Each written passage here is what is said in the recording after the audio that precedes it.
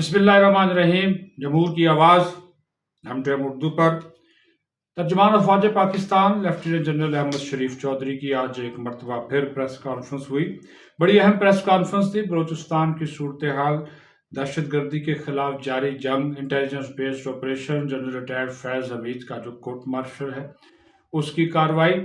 के ऊपर बात की गई और उसके बाद फिर सवालों के जवाब भी दिए गए। आप तो ज़ाहिर है इस चीज़ के ऊपर ज़्यादा दिलचस्पी रखते हैं, तो मैं उसी पे आ जाता हूँ। मैंने ही उनसे ये सवाल किया था और वो हेडलाइन भी है, क्योंकि बहुत सी बातें तहरीक इंसाफ वाले भी कह रहे हैं, मीडिया में भी डिस्कस हो रही थी कि क्या इमरान खान का भी मिलिट्री ट्रायल होगा या नहीं होगा, क्योंकि जनरल रिटायर्ड फैज़ हमीद जो थे उनके दौर में DGISI थे, इस वक्त ज़ेर हिरासत हैं और उनके खिलाफ कोर्ट मार्शल की कार्रवाई जारी है। 9 मई के वाक़यात या फिर आर्मी एक्ट की खिलाफ वर्जी,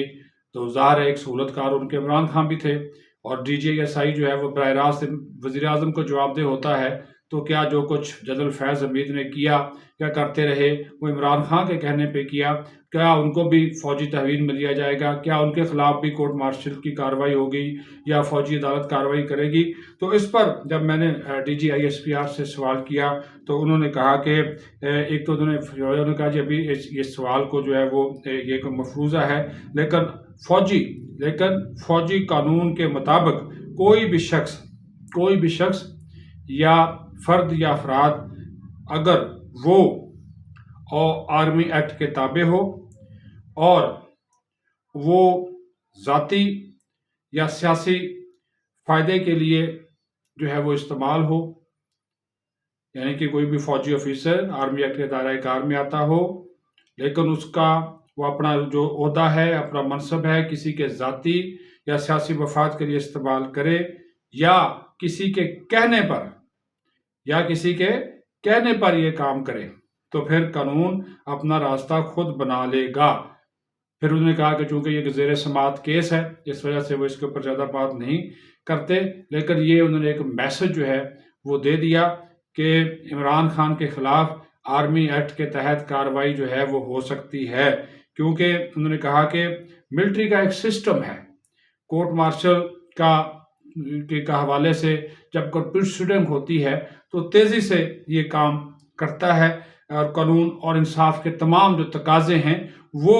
पूरे किए जाते हैं, फेयर ट्रायल का मौका दिया जाता है, गवाहान, मर्जी का वकील, जिरा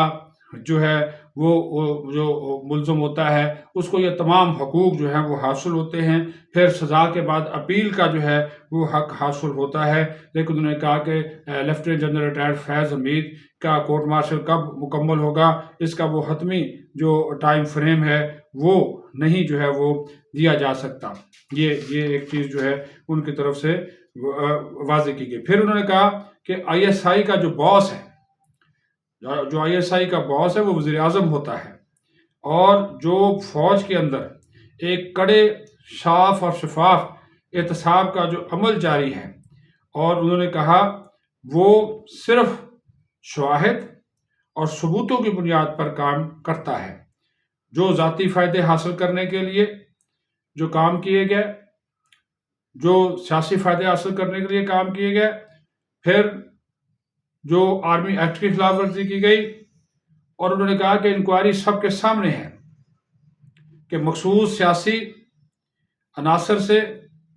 ताल्लुक़ बनाया, उनके अहमा पर कानून की खिलाफ वर्जी की गई, हद से तजावुज़ किया गया और कवानीन की आर्मी एक्ट से मुतल्लिक़ जो शिक्के हैं उसकी भी खिलाफ वर्जी की गई। तो उसकी बिना पर उन्होंने कहा कि ये कार्रवाई जनरल रिटायर्ड फैज़ हमीद के खिलाफ की गई, यानी कि पहले कोर्ट ऑफ इंक्वायरी हुई और उसके बाद फिर जो है उन्होंने कहा कि ये कोर्ट मार्शल की जो कार्रवाई है वो शुरू जो है वो की गई। ये उनका वाज़े और दो टोक एक मौक़िफ़ था कि, और उन्होंने फिर बता भी दिया टॉप सिटी का केस है, बाकायदा दरखास्तें आईं, और ये भी उन्होंने कहा कि वो नहीं बता सकते कि इससे जुड़े कितने लोग और भी गिरफ्तार हुए हैं, हिरासत में लिए गए हैं, क्योंकि ये मामला अभी ज़ेर समाअत है। अच्छा, एक चीज़ जो और है वो उसके ऊपर उन्होंने बिल्कुल रोशनी डाली और ये आपको बताने की है کہ بلوچستان انہوں نے کہا کہ بلوچستان پاکستان کا رقبے کے لحاظ سے سب سے بڑا صوبہ ہے، وہاں پہ ایک مخصوص مافیا چند عناصر اور علیحدگی پسند احساس محرومی کا رونا جو ہے وہ روتے ہیں، لیکن ساتھ ہی انہوں نے واضح کیا کہ 750 ارب روپے کا تقریباً کوئی بلوچستان کا بجٹ ہے، اس میں سے 500 ارب روپے سے زیادہ وفاق دیتا ہے، اپنے پاس سے دیتا ہے، پھر جناب اس میں سے کوئی 250 ارب روپے کے قریب جو رائلٹی کی مد میں وہ بلوچستان کے لوگوں کو تقریباً 250 ارب روپے بلوچستان کے لوگوں کو رائلٹی کی مد میں جو معدنیات جو گیس وغیرہ نکلتی ہے، اس پٹرول وغیرہ نکلتا ہے وہاں پہ وہ دیے جاتے ہیں۔ اور انہوں نے کہا کہ یہ بھی انتہائی افسوسناک بات ہے کہ بلوچستان یہ جو دہشت گرد ہے یہ بلوچستان کی ترقی کو نشانہ بناتے ہیں، جو ڈیولپمنٹ پروجیکٹس ہیں اس کو ٹارگٹ کرتے ہیں تاکہ پہ خوشحالی نہ آئے، تاکہ وہاں پہ ترقی نہ آئے، اور پھر احساس محرومی کا کھیل کھیلا جاتا ہے، یہ گھرونا کھیل ہے، اور اس کے اور اس کی فنڈنگ اور اس کی سپورٹ یہ بھی انہوں نے کہا کہ بیرون ملک سے جو ہے وہ ہو رہی ہے، معصوم لوگوں کو بسوں سے اتار کر نشانہ بناتے ہیں تاکہ ایک صوبے کو دوسرے صوبے سے لڑایا جا سکے، اور یہ ان کا مایوسی ہے، اظہار مایوسی ہے، اور انہوں نے کہا کہ ان کے اندر اتنی ہمت نہیں ہے کہ یہ ہم سے مقابلہ کریں۔ انہوں نے چیلنج کیا، انہوں نے کہا بھئی اگر تم اتنے بہادر ہو تو پھر آؤ ہم سے مقابلہ کرو، پاک فوج سے مقابلہ کرو، معصوم شہریوں کو کیوں مارتے ہو، ترقیاتی منصوبوں کو کیوں ٹارگٹ کرتے ہو، چھپ کر وار کرتے ہو بزدلوں کی طرح، اور معصوموں کو نشانہ بنانے کی بجائے فوج کے ساتھ آ کر جو ہے وہ لڑو، اور فوج سے آ کر جو ہے وہ مقابلہ کرو۔ اور انہوں نے کہا کہ یہ بھی ایک عجیب سی بات ہے کہ وہاں پہ بلوچستان کے حوالے سے لوگوں کو، چند لوگوں کو، مخصوص لوگوں کو تکلیف ہے، حالانکہ 17 کے قریب وزرائے اعلیٰ تمام کے تمام بلوچستان سے رہے، چیئرمین سینٹ سابق بلوچستان سے تھے صادق سنجرانی، موجودہ چیف جسٹس جو ہیں قاضی فیضی صاحب بلوچستان سے ہیں، نگران وزیر اعظم انوار اللہ کاکر بلوچستان سے تھے، میر ظفر اللہ خان جمالی وزیر اعظم رہے بلوچستان سے تھے، اور بھی بڑے عہدوں پر سفارتکار ہیں، بیوروکریٹس ہیں، طالب علم ہیں، اور بھی مختلف عہدوں پہ تعینات یہ جو لوگ ہیں، اور انہوں نے کہا کہ 73,000 یہ کم تعداد نہیں ہے، 73,000 بلوچ طلبہ پاکستان کے اندر اور بیرون ملک مکمل یا پارشل اسکالرشپ کے اوپر تعلیم حاصل کر رہے ہیں۔ تو اس سے آپ اندازہ لگا لیں کہ بلوچستان کی ترقی کے لیے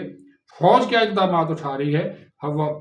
وفاقی حکومت کیا اقدامات اٹھا رہی ہے، اس کے باوجود ان کا جو رونا دھونا ہے ان مخصوص عناصر کا وہ ختم نہیں ہوتا، ان علیحدگی پسندوں کا جو اس کے صرف اور صرف معصوم لوگوں کو ٹارگٹ کرتے ہیں، سیکورٹی فورسز کو نشانہ بناتے ہیں، اور ان کا ایجنڈا بیرونی سپورٹ اور فنڈنگ کے اوپر جو ہے یہ آگے بڑھاتے ہیں۔ لیکن انہوں نے کہا کہ کسی صورت کے اوپر بھی سیکورٹی فورسز، افواج پاکستان ان ملک دشمن قوتوں کو ان کے عزائم میں کسی طور پر کامیاب نہیں ہونے دے گی۔ پاکستان زندہ باد۔